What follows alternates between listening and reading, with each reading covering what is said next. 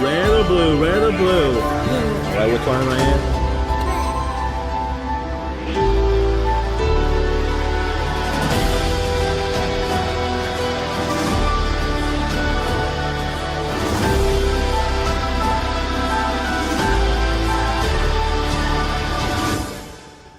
Time to eliminate loose ends.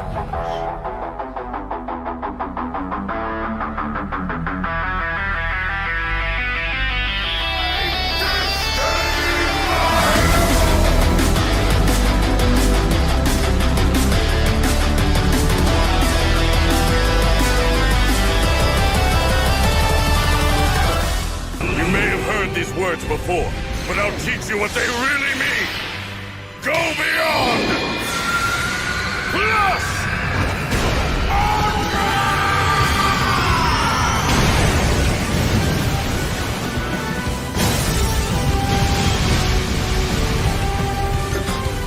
What's happening? Everything is shaking. What was that?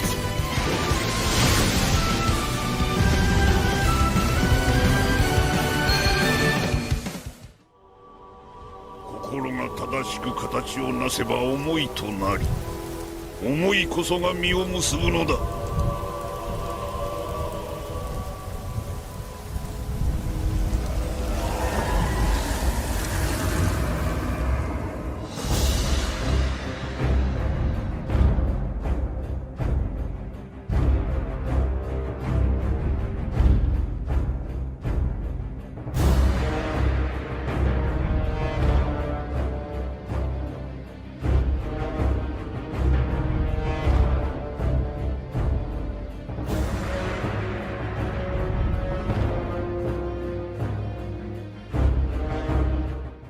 This video is sponsored by L-Sword.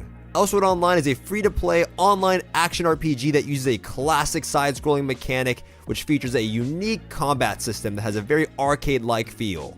The game has recently gone through a reboot which includes various class changes and skill balancing and has added several abilities for all class paths. Overall, the combat system in L-Sword is a blast and I think it offers something for everyone. Check the link in the description for more information. Welcome everyone to the official Holy Paladin PvP guide for patch 8.2. You guys have been asking me to update my Paladin guide, so here I am doing so. Now, like all of my guides in the past, we'll be going over our general talents. I will cover our PvP talents. I will then quickly hop into stats and gearing, and then I will also cover our Azurite traits and the newly implemented Essence system, and then I'll go over some general comp strategies, comp suggestions, tips and tricks, things along those lines. Now, because I've done a lot of Holy Paladin guides in the past, I'm not going to spend too much time covering things that I've covered in the past. If you want some more info, if you feel like there's something lacking, I'll have a written guide posted by Wowhead in the info box below. I will also have a link to my previous Holy Paladin guide in the info box below. And of course, I will also have some timestamps for the video if you feel like you want to skip around. So going right into our general talents first, we have two options here that you're going to be playing in PvP. You have Crusader's Might.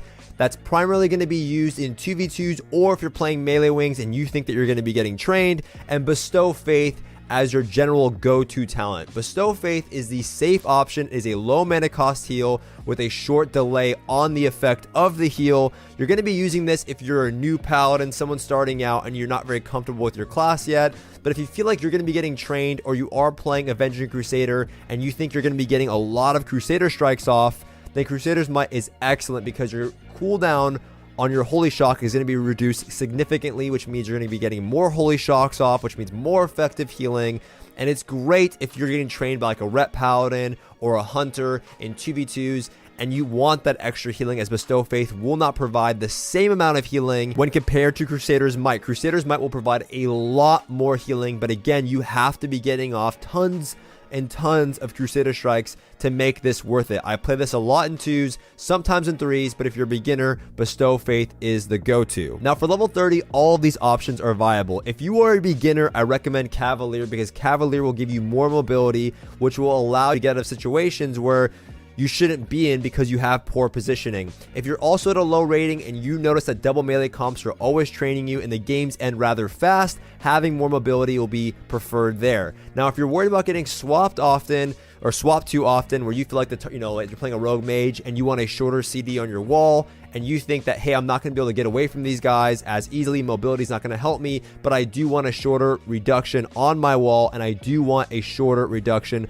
on my bubble. Now for Rule of Law, it is actually a very strong talent. It is a 30-second cooldown with 2 charges on it. It will increase your range of your heals by 50%, so not only will you have 40% range on your healing, you will have up to 60% range on your healing. And additionally, it will allow you to get more benefit out of your mastery. Your mastery, known as Lightbringer, increases your healing based on the proximity compared to you and your target. So if you activate your Rule of Law, you're going to be benefiting that, and it's going to be increased by 50%.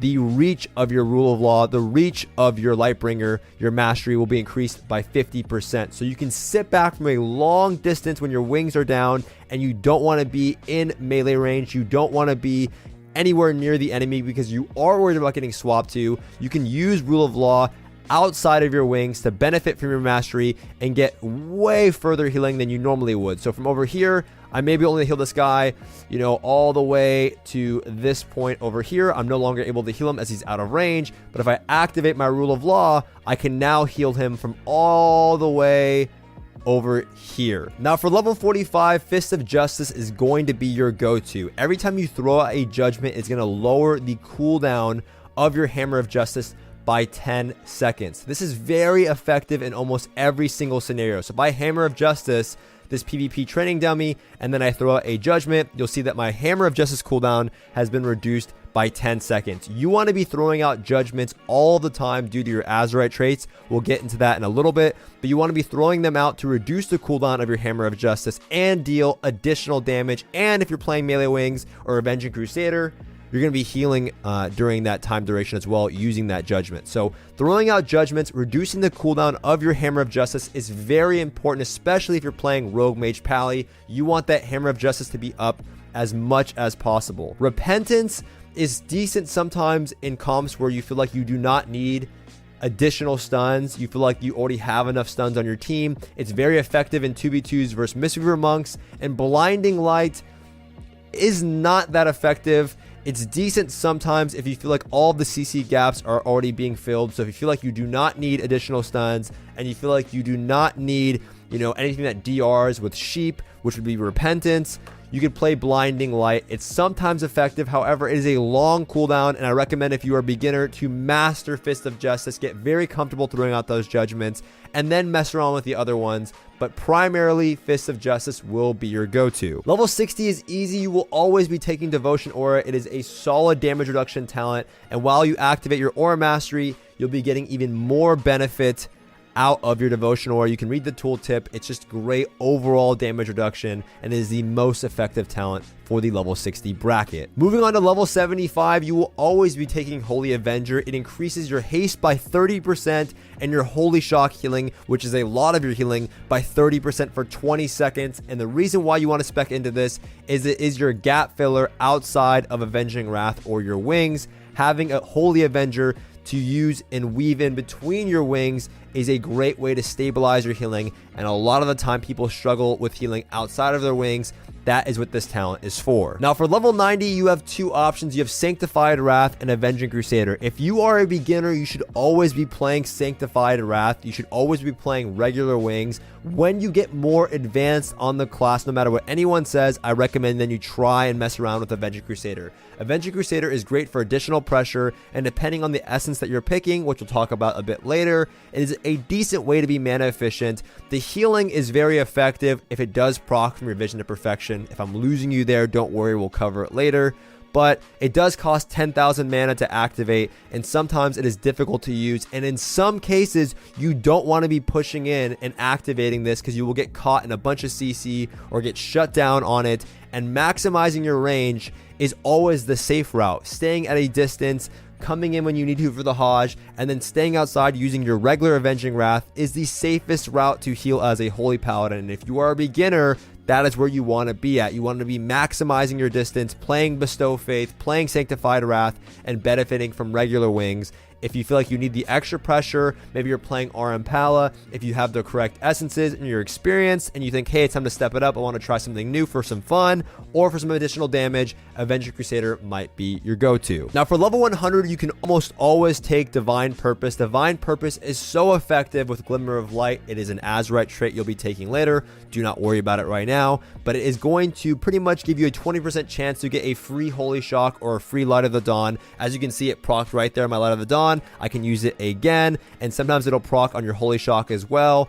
It's very effective for additional damage. It is very effective for additional healing. However, you can mess around with Bestow Faith sometimes when fighting against a Shadow Priest and you want that spread healing. Bestow Faith is not a bad option. It allows you to put your beacon on 2 separate targets, and that is nice when sometimes playing against comps that have a lot of spread pressure, specifically Shadow Priest, but you do not have to take this talent. Some people will always opt to play Divine Purpose, so just try both and see what you prefer. Now moving on to our PvP talents, you will almost always be taking Gladiator's Medallion. It is the most effective choice here. It is the most reliable choice here.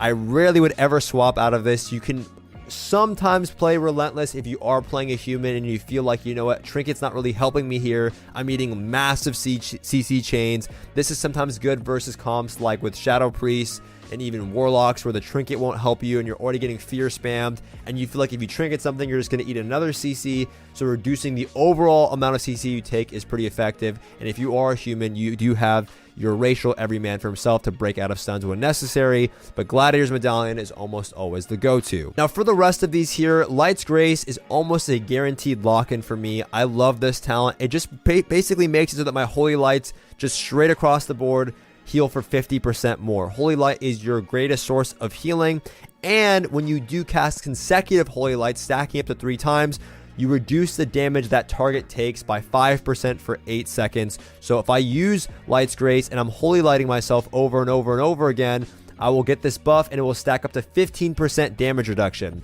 You want to be spamming out Holy Lights pretty consistently when you can to build up this Light's Grace buff.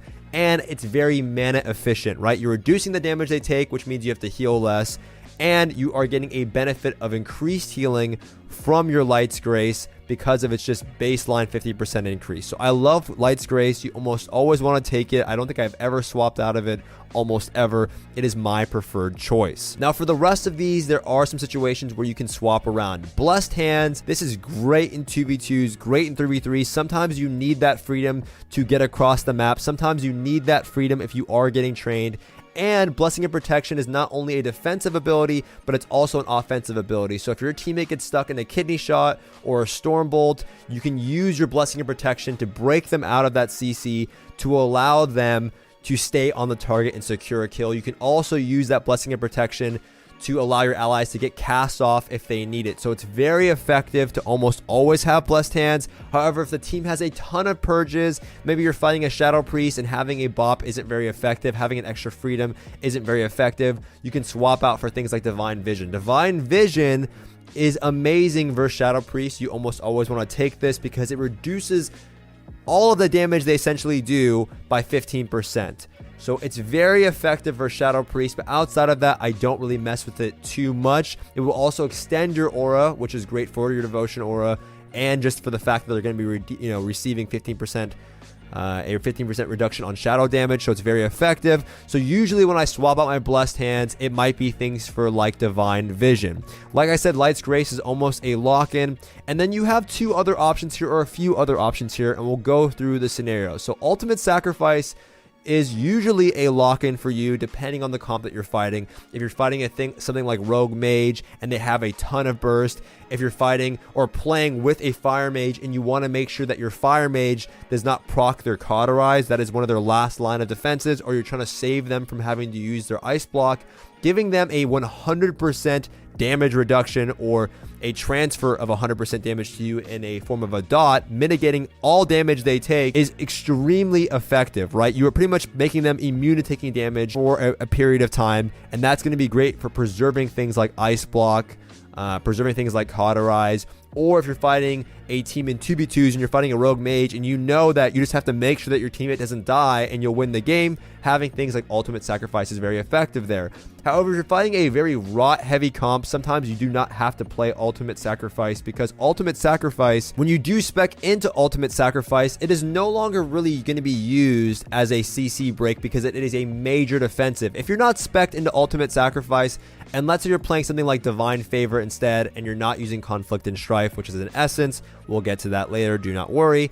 But if you are playing something like this, you can use your Blessing of Sacrifice to break out of things like traps, sheeps, and other CC abilities, right? If somebody goes to sheep you and you use your Blessing of Sacrifice on your ally, you will take some damage that they are receiving and that will break you out of CC. However, if you're playing into Ultimate Sacrifice, you might not want to use that because that is a major defensive that you're just using to get out of CC. Now, if your teammate is about to die and you're going to get put into a long CC chain, then of course use it there. But if you're just trying to break out of CC, wasting your Ultimate Sacrifice on that target, your Blessing of Sac when spec'd into Ultimate Sacrifice, it's not going to be, the go-to. So I wouldn't recommend taking that, and you're not worried about one-shot damage. You don't think that you want to prevent one-shot damage. Usually if I'm fighting Death Knights in 2v2s, or if I'm fighting, like any Rot comp or like a Shadow Priest, I'm probably not going to be taking Ultimate Sacrifice. I'm probably going to be taking something else. So that's one thing to consider. Also, if you are struggling with Death Knights, and you're already playing Conflict and Strife, again, we'll get to that a little bit later. So again, if you were playing Conflict and Strife in our major slot and I get Divine Favor for free, I have one extra talent and I don't want to play something like Ultimate Sacrifice. Again, this is 2v2s, right? What would I play? You have a lot of options here that you can play. Probably the two primary ones for 2v2s when fighting against a Death Knight, you can play something like Avenging Light. This is going to give you additional damage or extra damage, free damage, when you cast a Holy Light on a target. This will deal a lot of damage. There's been games where I've used this and I get like a 90,000 Holy Light cast off. It is 90,000 healing. 30% of that 90,000 will be dealt as damage. So that is a great form of dealing damage to targets around you or the target that you're healing. You can also play Hollowed Ground, which is actually extremely effective. Every time you cast your Consecration, you will break out of all slows and snares. So if you're getting Chains of Ice spammed, you can just pretty much spam your Consecration, which costs 0 mana to get out of that slow, so you can save your freedoms for other scenarios. If you're running away from the Death Knight around the pillar and you're getting chain spammed, you can keep just dropping a Consecration, breaking that slow, making him spam out those Chains of Ice, which is going to take away from his damage because he's going to be having to spend his runes to slow you rather than deal damage. It's very effective in those scenarios. So just keep that in mind. There are some fun talents here, primarily for 2v2s, those being Avenging Light and Hollowed Ground. The rest of the talents here, I usually never take. Cleanse the Weak, I've tried a few times. It's horrible versus rogues. Anyone that tells you Cleanse the Weak is good versus rogues, in my opinion, it feels like such a wasted talent option, right? I'd rather take Hollowed